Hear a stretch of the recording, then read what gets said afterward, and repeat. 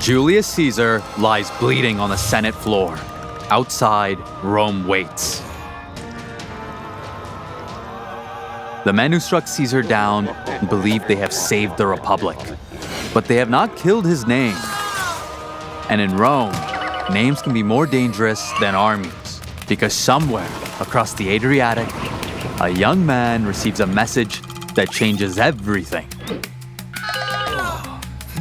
He is Caesar's heir, a legacy soaked in glory, money, and enemies. If he comes to Rome, he may not survive. If he stays away, he fades into irrelevance. As Caesar's veteran soldiers wait for a new leader, the assassins begin to realize that killing one man may have created something far worse.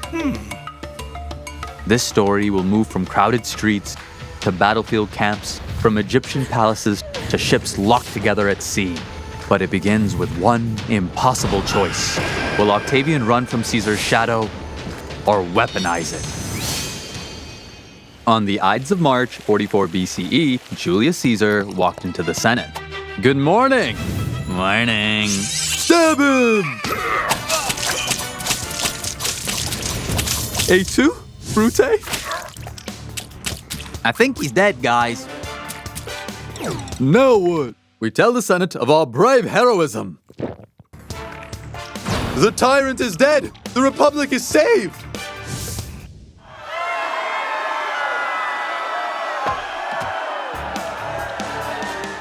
Surely the public will see us as liberators. Rejoice, citizens! You are free! From what? From tyranny! Caesar is dead!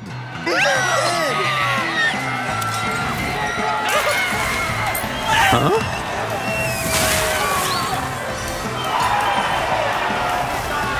Brutus? Yeah? I think we should bounce.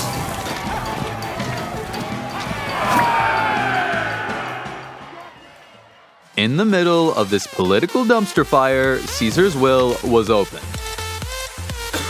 Julius Caesar has named his adopted son and primary heir.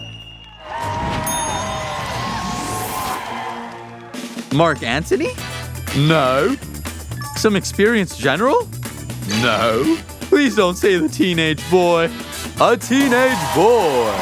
That teenage boy was Octavius, now Caesar's legally adopted son, Gaius Julius Caesar Octavianus. He was 18 years old, far away, and suddenly heir to the most famous man in Rome. Your great uncle is dead. You're adopted. You're rich. And everyone may try and kill you. Awesome! I should go to Rome. That is the exact opposite of what you should do. But Octavian heads to Rome anyways. Meanwhile, Mark Antony and the Republicans agreed to a truce. So, we've been at civil war for a while. Yeah, I have a solution. What? You know how we said Julius Caesar was an illegitimate dictator and none of his legislation should stand? The reason why we killed him? Yeah. What if we keep all of Caesar's legislation and you conveniently forget we murdered him? No revenge, no grudges, no late-night revenge stabbing plots. Clean slate, baby! Sounds good.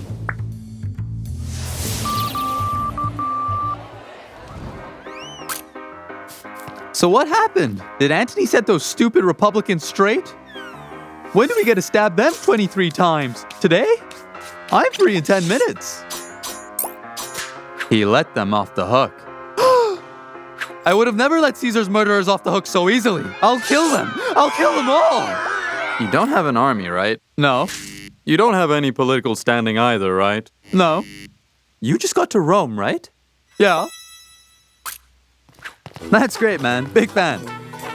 But let's talk when you have, literally anything. Wait, guys. I'm in the will. I'm in the will. So Octavian makes his way to Antony to talk about the inheritance that Julius Caesar had left him.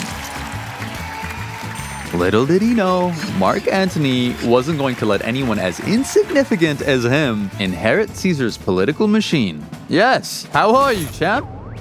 Yes, I'm here for my rightful inheritance from Caesar's will. Right, inheritance. What inheritance? Oh, just the gold from Gaul, Caesar's property, cash, and the 75 denarii to be paid out to each Roman citizen. Ah, about that. That money is now Rome's money, and Rome is currently mine, which makes all that my money. So, run along now. So in public, Octavian makes his case. This agreement! If I were in charge, I would have hunted those gutless traitors who killed Caesar, nailed them to the Senate floor, and made the rest of Rome watch while I took my sweet revenge. Whoa, bro, chill. We get it. You're the rightful heir and all that. Take it easy. I would also honor Caesar's will and give every Roman citizen 75 denarii. So Octavian starts paying out the inheritance. I want a dolphin chariot with Bluetooth speakers. Now, it's important to note Octavian did not have the money to actually be paying out this inheritance. So, he did what any other self-respecting man would. He borrowed like crazy from friends and family to scrape together the funds, and immediately gave them to the people of Rome. And just like that, people started to actually believe that this could be Caesar's heir, the one to avenge him, while Antony was just a selfish opportunist. Of course, it helped that the Senate was terrified of Antony, who was acting increasingly like Caesar. So Cicero and the Republicans decided to use Octavian against him. We shall praise the boy, use the boy, then discard the boy. I'm standing right here. Then you can hear how brilliant my plan is. Octavian accepted Senate support because he needed legitimacy. The Senate accepted Octavian because they needed soldiers. And Antony accepted none of this because Antony did not enjoy being politically outmaneuvered by a teenager. So Octavian aligned with the Senate against Antony, gained official command, and helped fight Antony's forces in northern Italy. And then Octavian made an important realization. Wait. If I have the army, the veterans, Caesar's name, and no consuls, yes, then why am I asking permission from elderly men in bedsheets? So he marched on Rome. At just 19, Octavian forced the Senate to recognize him as consul. Everyone had misjudged him. The Republicans had hoped to control him, Antony had hoped to ignore him, Caesar's veterans had hoped for a paycheck, and Octavian? Octavian had just turned into one of the most dangerous men in Rome. But there was still a problem. Antony had an army, Octavian had an army, Lepidus, one of Caesar's old generals, also had an army, and when too many Romans had armies, the Republic usually responded by exploding. So the Caesarian faction began moving towards an agreement. Octavian, Antony, and Lepidus met near Bologna and formed the Second Triumvirate, a state-sanctioned, three-person dictatorship created to avenge Caesar and stabilize Rome. The Senate granted them extraordinary powers for 5 years, allowing them to restore the Republic. And by restore, we mean control, purge, vibes. Their first order of business was revenge. Caesar's assassins, Brutus and Cassius, were still out there, and the triumvirs needed money to fight them. So they launched the proscriptions. This was a polite Roman term meaning your name is on a list, your property is ours, and your head is now a collectible item. Why is my name on this list? You're an enemy of the state. I sell olives. Treasonous olives. Thousands were killed or had their property seized. Old enemies were eliminated. Rich men were declared traitors because, conveniently, rich men own things. With Rome secured, the triumvirs turned east, where Caesar's assassins, Brutus and Cassius, had raised armies. In 42 BCE, the two sides met at Philippi. After 2 brutal battles, Brutus and Cassius were defeated and took their own lives. The assassins were dead, Caesar was avenged, and the spoils were ready to be divided. Antony took the wealthy eastern provinces, Octavian took the west, including Italy. Lepidus got Africa, but the real power now belonged to Octavian and Antony. So, guys, great job. Caesar avenged. Civil War won. Any chance you lot would give up power and restore the Republic now? Nah. Over the next decade, the triumvirate began doing what all Roman power-sharing agreements did best, falling apart. First went Lepidus. Hey, Lepidus, got a bit of a situation going on here in Sicily. Sexy Pompey triggered a revolt. What was that? Oh, sorry, sexist Pompey. Anyways, are you helping or not? Boy did he. Lepidus rocked up with 14 full legions and played a key role in crushing the revolt. You know what? I carried your ass. Maybe it's time I started getting a bit of respect around here. I'll start by taking Sicily and all my old territories. They'll call me Sexy Lepidus. Maybe it's time you look behind you. Lepidus's soldiers defected to Octavian, which kind of put a damper on his grand plans. Octavian accused him of inciting rebellion and sent him into exile. Just like that, Rome was down to two men, Octavian in the west, Antony in the east. And Octavian already knew exactly where to strike. Antony's relationship with Cleopatra became Octavian's greatest weapon in his pursuit of absolute power. Antony relied on Cleopatra's money and support. He also had children with her, spent time in Alexandria, and increasingly appeared more like an Eastern monarch than a Roman general. The Egyptian queen was intelligent, wealthy, powerful, and foreign. To Octavian, this was perfect. Octavian launched a propaganda campaign portraying Antony as Cleopatra's bewitched puppet. Poor Antony. Once a noble Roman, now look at him, wearing perfume, lounging in Egypt, probably eating grapes horizontally. Horizontally? Like a monster. Whether fair or not, it worked.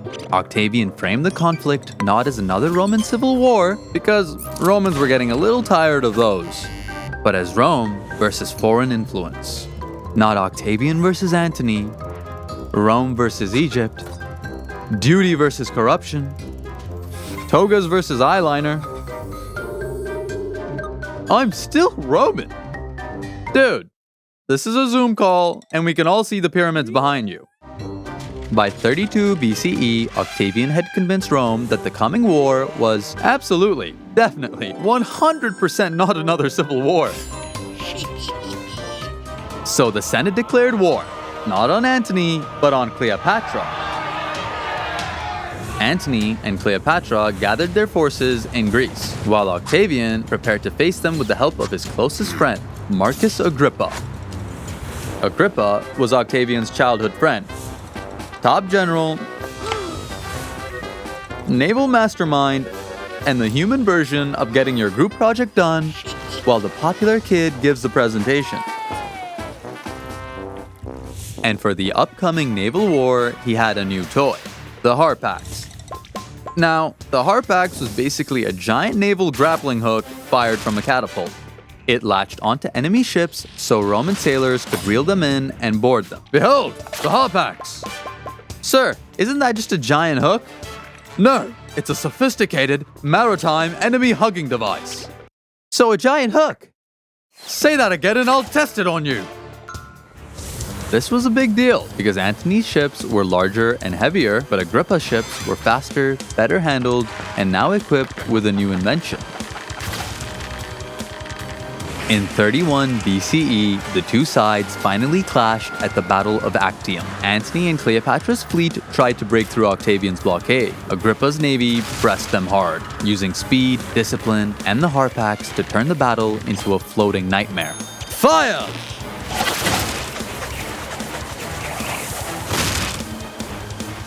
Sir, they appear to have thrown a giant hook at us. Oh, there's nothing about this in the handbook. Oh! All right. New plan. Haddock.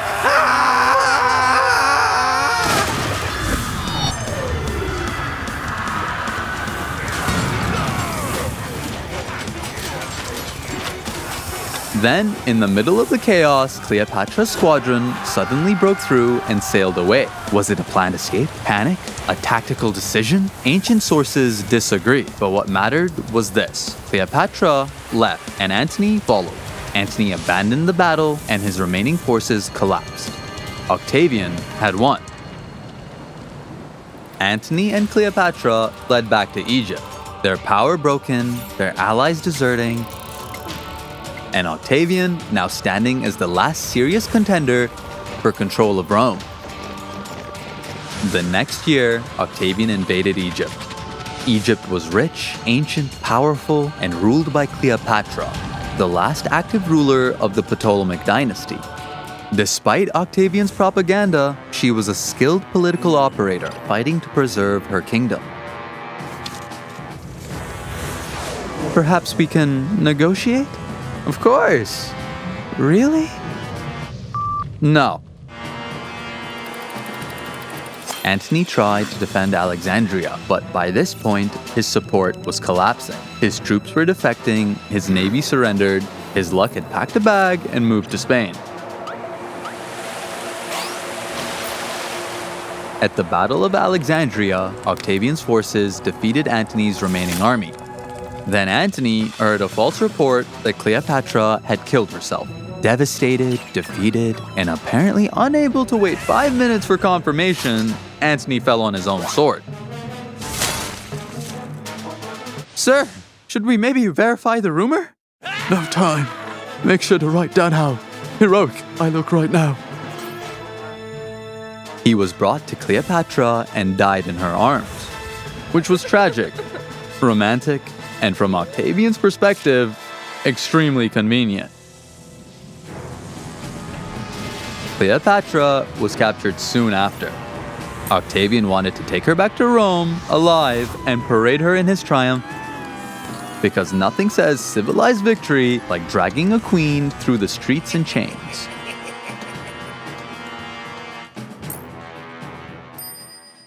Cleopatra refused to become Octavian's trophy. Shortly after Antony's death, she killed herself, traditionally said to be by the bite of a snake, though the exact method is still debated. With Antony and Cleopatra gone, one final problem remained: Caesarion. Caesarion was Cleopatra's son and supposedly the child of Julius Caesar, which made him a possible rival to Octavian's claim as Caesar's heir. He's just a boy. So was I. Caesarion was executed. Egypt was annexed and turned into a Roman province. It became Octavian's personal prize, guarded carefully because of its enormous wealth and grain supply. The war was over. Octavian returned to Rome as the undisputed master of the Roman world. Then, he pulled off his greatest stunt yet. He stood before the Senate and dramatically offered to give up his extraordinary new powers. Gentlemen, I return the Republic to you. I no longer wish to hold total power. Please, do not beg me to keep some of it. You must. We need you. Just a tiny bit. If you insist. And just like that, Rome's great republic was transformed into an empire. Kind of. See, the death of the old system was never officially declared. The Senate still met, consuls were still elected, magistrates still put on their fancy outfits and walked around like they were very important little boys. But the real power? That all ran through Octavian. He was soon rewarded with a new title, Augustus. It meant something like the revered one, which sounded noble, religious, and most importantly, not king. He also presented himself as princeps, meaning first citizen, a humble little title for a man who was about to make the Senate, the army, the provinces, and the money all run through him.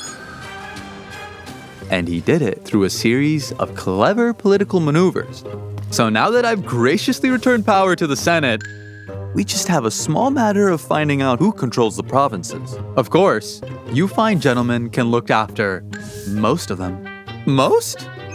The peaceful ones. What about the provinces with all the legions? Ah, those are dangerous. Very stressful, full of savages. So who will control those? Sadly, I must bear the burden. But yes, I will humbly control Hispania, Gaul, Syria, and the other military provinces. Wait, that's where all of our soldiers are. So you control the army? No. I protect the Republic. You're getting bogged down in details. Anyways, let's move on to finances. As you know, I have recently acquired Egypt. Acquired? Yes, after Antony made the poor career choice of losing. Egypt became my personal estate. Personal estate? A tiny little private property. Isn't Egypt the richest place in the world? Teeny tiny little private property. Luckily, I'm more than willing to share my wealth. After all, these brave soldiers deserve to be recognized for the glory they have brought me. I mean, Rome. Did somebody say stable pay? Well, at least the Senate is financially independent. Ah, about that. Some of you seem to have debts. Impossible! We are noble Roman statesmen. And terrible with money. Cornelius here just blew half of his net worth on Polymarket. Luckily, I can provide financial assistance. All I'd need in return is complete, total, undying loyalty for all of eternity. The Senate depended on his money. The provinces with the soldiers answered to him, and Egypt gave him the wealth to keep the entire system running. And that was only half the trick. Because Augustus didn't just control Rome through armies and money, he also rewired the Republic's offices themselves. He understood that if he kept being consul every year, people might start asking annoying questions like, hey, isn't this just a dictatorship? So he did something much smarter. He separated the powers from the offices. He did not need to permanently hold every Republican title if he could quietly collect the useful powers attached to them. And one of the most important was the tribunican power. Now, the tribunes were supposed to be the people's champions. In theory, they protected Rome's ordinary citizens, the plebs, from being bullied by the wealthy elite. And those wealthy elites were the patricians, a class that included Augustus himself, which meant he could not actually become a tribune. Fortunately for Augustus, he wasn't one to give in to nonsense like rules and checks of power. Instead, he influenced the Senate to give him the powers of a tribune without the office itself, which meant he could propose laws, veto other officials, and present himself as the protector of the people, all while still pretending the Republic was alive and well. And this was the system that became known as the Principate. Now, he could turn his attention towards improving his new empire. To help him do it, he leaned on the same man who had helped him beat Antony at sea, Agrippa. Yes, Agrippa, the Harpax guy. Turns out, when he wasn't revolutionizing naval warfare, Agrippa was also extremely good at making cities function. Augustus handled the politics. Agrippa handled the part where Rome smelled like a giant public bathroom with temples. One of Agrippa's major projects was improving Rome's water and sewage systems, including repairs connected to the Cloaca Maxima, Rome's ancient sewer. This was important because Rome, perhaps the greatest city in the world, also had a slight problem. It was gross. Augustus, we need to discuss the Cloaca Maxima. The what? The giant sewer. Ah, the river of forbidden soup. How bad is it now? Well, it's not great. Fix it. Already on it. I will create the greatest sewage system this world has ever seen. For centuries, for all of eternity, they will think of me as they go number 2. Agrippa was true to his word.